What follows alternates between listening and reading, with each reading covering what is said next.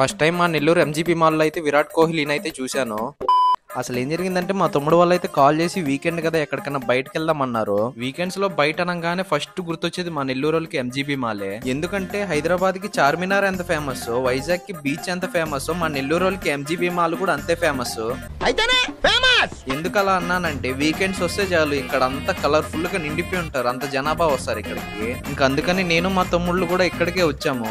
ఇంకా ఇక్కడికి రాగానే స్టాల్స్ అయితే కనిపించాయి. ఆడవాళ్ళకి గోల్డ్ ఎంత పిచ్చో నాకు గుడ్డలు అంత పిచ్చి అనమాట.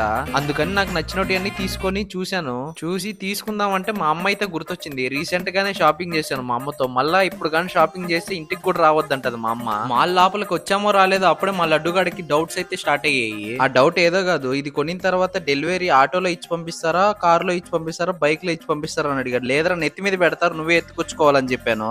ఏమిరా బాలరాజు, ఏమిరా ఉపయోగం దేశానికి నీ వల్ల? ఫైనల్ గా అయితే సినిమాకి అయితే వచ్చామన్నమాట. సినిమాకి రాగానే ఇంకా 10 minutes టైం ఉందని చెప్పగానే ఇక్కడ బయట కూర్చొని ఉన్నాం. ఇంకా అమ్మాయిలు పోయేది చూసి మా లడ్డుగాడు అయితే తెగ సిగ్గుపడిపోతున్నాడు అనమాట.